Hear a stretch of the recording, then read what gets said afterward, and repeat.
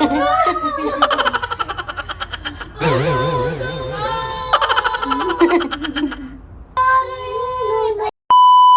na si Ate Lori? Bili tayong tubig. Asan na si Ate Lori? Boss.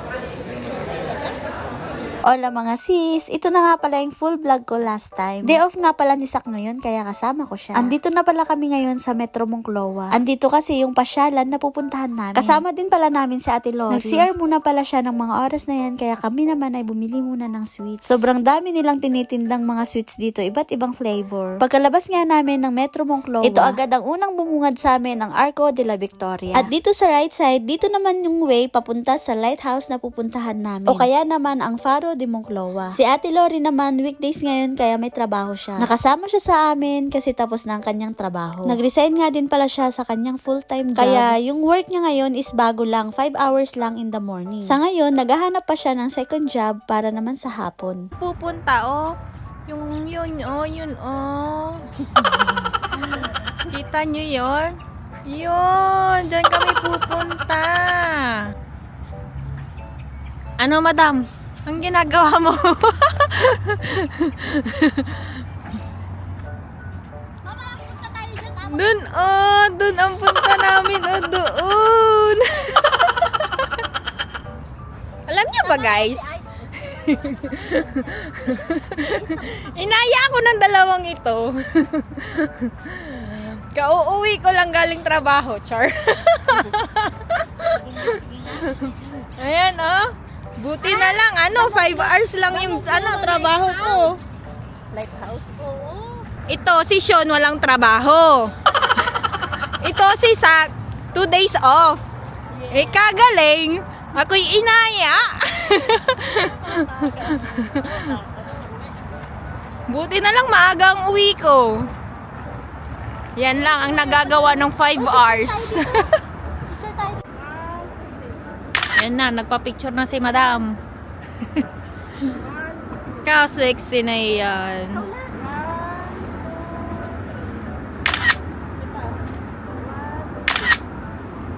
Ito na nga pala yung Faro de Monclova, mga sisi ko. Alam nyo ba na kahit almost 6 years na akong nakatira dito sa Madrid, ay first time kong makapunta dito. Ang ganda pala niya, pero nakakatakot kasi ang taas. Pero aakyat tayo dyan mamaya, mga sisi ko. Tara, samahan nyo kami. Nakikita nyo ba yung elevator na pababa? Dyan po tayo sasakay mamaya. Naku po, takot pa naman ako sa mga heights.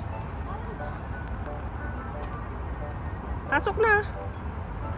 Walang gaanong mga turista ngayon kasi weekdays. At isa pa, kakatapos lang din ng holidays. Kaya perfect timing talaga tong pagpunta namin dito kasi hindi crowded. At walang pila sa pag-akyat doon sa taas. Meron nga palang entrance dito, 4 euro ang isang tao. 240 naman siya sa peso. Pagkatapos nga pala naming makabili ng ticket, meron pala silang scanner para sa mga gamit bago ka umakyat sa taas. Feeling ko nga nung mga oras na yan, kami lang talaga yung turista ngayon. Kasi normally, sa mga tourist spot na pinupuntahan ko ay may pila. Kaya perfect talaga tong araw ng pagpunta namin ngayon dito. Ito na nga po at papasok na kami ng elevator. Kinakabahan na nga ako ng mga oras na yan kasi nakita nyo naman kanina, napakataas niya.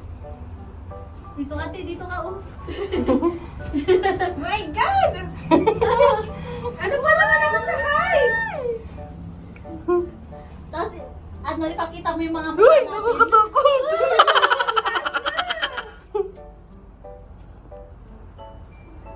Oh my God, ang taas! Ilang, to, palapag? Uno lang yung nandun eh. Ang taas! Ay, ang taas! Ang ganda ng langit, oh! My gosh, ang taas!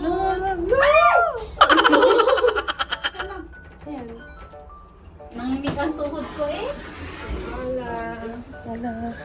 Andito na nga kami sa taas, mga sisi ko. At kung napapansin nyo, walang mga upuan at kung ano-ano na nakalagay dito. Kasi para lang po siya sa sightseeing. Sobrang ganda dito sa taas. Tanaw mo talaga ang buong Madrid. Kaya yung 4 euro na entrance nila ay sulit na. Naka-live nga pala ako ng mga oras na yan kasi excited talaga akong ipakita sa inyo. Buti na lang at kasama ko ang aking darling na taga-video sa akin. Tignan nyo naman, ang hirap talagang maging vlogger kasi dala-dalawa ang hawak kong camera. Bale, 3 nga pala yung ginagamit kong pang video. Yung cellphone cellphone ko na iPhone 11, cellphone ni jowa ko na iPhone 14, at saka itong Osmo Pocket 3. Tingnan nyo naman mga sisi ko yung Arco de la Victoria, tanaw na tanaw dito at napakagandang tignan. Meron sila ditong parang mapa, hindi ko alam kung anong tawag dito. Nandito lahat yung mga tourist spot dito sa Madrid at nakalagay na rin yung mga history nila.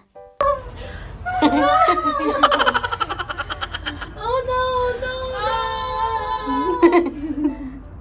Oh, bababa na kami! Ito, dapat binidyo. Oh no! Oh! Jared! Ay, sino yun? Sino Jared? Sino yun? Oh, Uy, may Jared siya. Jorit ko. nanay ko!